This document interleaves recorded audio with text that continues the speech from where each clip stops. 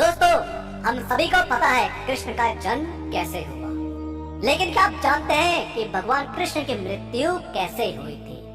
नहीं तो आज हम आपको बताएंगे कि आखिर भगवान श्री कृष्ण को किसने मारा और उनकी मृत्यु कैसे हुई।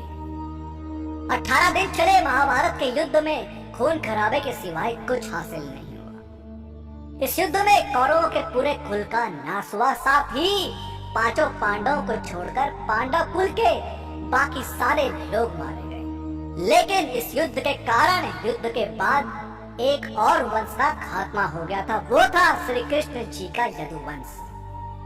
महाभारत कौरवों और पांडवों के बीच युद्ध का वो रूप है जिसने कुरुक्षेत्र की मिट्टी तक लाल कर दी थी। कहा जाता है कि इस भयंकर युद्ध में इतने लोगों ने अपनी जान गंवाई थी, आज भी उनके लहू से कुरुक्षेत्र की मिट्टी का रंग लाल ही है।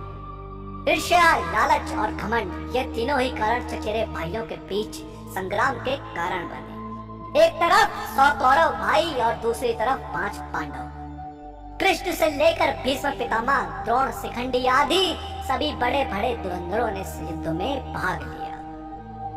महर्षि वेद व्यास ने महाभारत की कहानी को 18 खंडों में संकलित किया था। कुरुक्षेत्र का युद्ध इस ग्रंथ का सबसे बड़ा भाग है, लेकिन युद्ध के पश्चात भी बहुत कुछ ऐसा रह गया जिसके विषय में जानना बहुत जरूरी है, जिसमें श्री कृष्ण की मृत्यु और द्वारका की नदी में समा जाने की घटना अत्यंत महत्वपूर्ण है।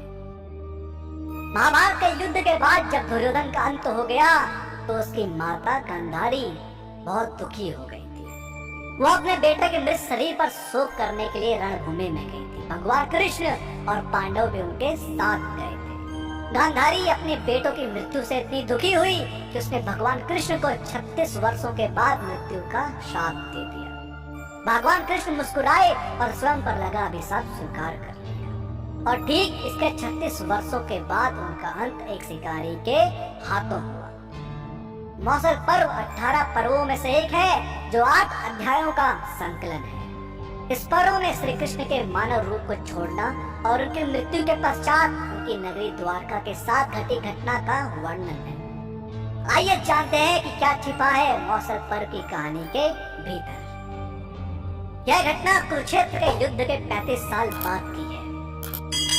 कृष्ण की द्वारका नगरी बहुत शांत और खुशहाल थी, जहाँ युवाओं के अंदर चंचलता बड़ी ही आम सी बात थी और वे सभी भोग विलास में लिप्त रहते थे। एक बार कृष्ण के पुत्र शाम को एक शरारत सूझी। स्त्री का वेश लेकर वह अपने दोस्तों के साथ ऋषि विश्वामित्र, दुर्वासा, वशिष्ठ और नारद से मिलने गए। वे सभी श्री कृष्ण के साथ एक औपचारिक बैठक में शामिल होने के लिए द्वारका आए थे। स्त्री के वेश में शाम ने ऋषियों से कहा कि वो गर्भवती है। शाम ने उनसे पूछा कि उसके गर्भ में बच्चे का लिंग क्या है। उनमें से एक ऋषि ने खेल को समझ लिया और क्रोधित होकर शाम को श्राप दिया कि वो लोहे के तीर को जन्म देगा, जिससे उनके कुल और साम्राज्य का विनाश होगा। शाम ने सारी घटना उग्रसेन को बताई। उग्रसेन ने शाम से कहा कि वे तांबे के तीर का चूर्ण बनाकर प्रभास नदी में बहा दे। इस तरह उन्हें उस श्राप से छुटकारा मिल जाएगा। शाम ने सब कुछ उग्रसेन के कहने के अनुसार ही किया। साथ ही उग्रसेन ने यह भी आदेश दिया कि यादव राज्य में किसी भी प्रकार की नशीली सामग्रियों का ना तो उत्पादन किया जाएगा और ना ही वितरण होगा। इस घटना के बाद द्वारका के लोगों ने विभिन्न शुभ संकेतों का अनुभव किया।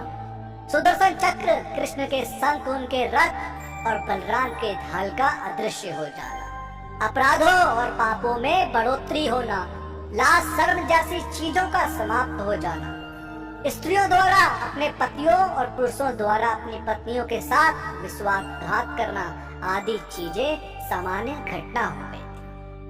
चारों ओर अपराध, अमानवीयता और पाप का साया था। बुजुर्गों और गुरुओं का असम्मान आदि सब द्वारका के लोगों का जीवन बन गया था। ये सब देखकर भगवान श्री कृष्ण परेशान हो गए और उन्होंने अपनी प्रजा से प्रभास नदी के तट पर जाकर तीर्थ यात्रा कर अपने पापों से मुक्ति पाने को कहा। सभी ने ऐसा ही किया, परंतु जब सभी यादव प्रभास नदी के किनारे पहुँचे तो वहाँ जाकर सभी मदिरा के नशे में चूर होकर भोग विलास में लिप्त हो गए। वे नाचते गाते और मदिरा का सेवन करने लगे। मदिरा के नशे में चूर सात्याकी कृतवर्मा के पास पहुंचे और अश्वत्थामा को मारने की साजिश रचने और पांडव सेना के सोते हुए सिपाहियों की हत्या करने के लिए उसकी आलोचना करने लगे। वही कृतवर्मा ने भी सात्याकी पर आरोप लगाना शुरू कर दिए। बहस बढ़ती गई और इसी दौरान सात्याकी के हाथ से कृतवर्मा की हत्या हो गई। कृतवर्मा की हत्या करने के अपराध में अन्य यादवों ने मिलकर सात्याकी को मौत के घाट उतार दिया। जब कृष्ण को इस बात का पता चला तो वे वहां पर प्रकट हुए और एरका घास को हाथ में उठा लिया। ये घास एक छड़ में परिवर्तित हो गई, जिससे श्री कृष्ण ने दोषियों को सजा दी। मदिरा के नशे में चूर सभी ने घास को अपने हाथ में उठा लिया और सभी के हाथ में मौजूद वो घास लोहे की छड़ बन गई, जिससे सभी लोग आपस में ही भिड़ गए और एक दूसरे को मारने लगे। वब्र, दारुक और कृष्ण के अलावा अन्य सभी लोग मारे गए। बलराम इस घटना का हिस्सा नहीं थे, इसलिए वो भी बच गए। कुछ समय बाद वब्र और बलराम की भी मृत्यु हो गई, जिसके बाद कृष्ण ने दारुक को पांडवों के पास भेजा और कहा कि अर्जुन को सारी घटना बताकर उससे मदद लेकर आए। दारुक इंद्रप्रस्थ की ओर रवाना हो गए और पीछे से श्री कृष्ण ने अपना ढेर त्याग दिया। कृष्ण की मृत्यु की घटना प्रभास नदी से ही जुड़ी है, जिसमें लोहे की छड़ का चूर्ण बहाया गया था। लोहे की छड़ का चूर्ण एक मछली ने निगल लिया और वह उसके पेट में जाकर धातु का एक टुकड़ा बन गया।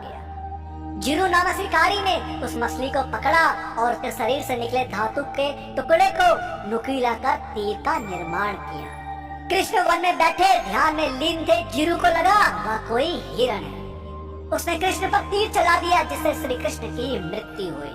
कृष्ण ने जिरु को माफ कर दिया और उनकी मृत्यु हो गई। कुछ समय बाद अर्जुन मदद लेकर द्वारका पहुंचे और कृष्ण की मृत्यु की खबर पाकर बहुत दुखी हो गए।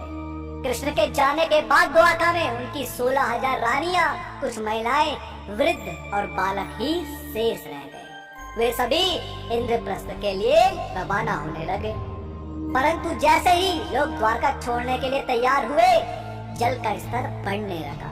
डाकुओं ने द्वारका पर आक्रमण कर दिया और जब अर्जुन उनकी सहायता करने के लिए अस्त्र चलाने लगे तो वे सभी मंत्र भूल गए। द्वारका नगरी पानी के भीतर समा गई।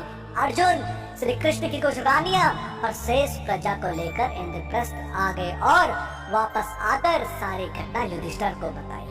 भगवान कृष्ण का पूरा यादव वंश धीरे धीरे समाप्त हो गया और द्वारिका समुद्र में डूब गई।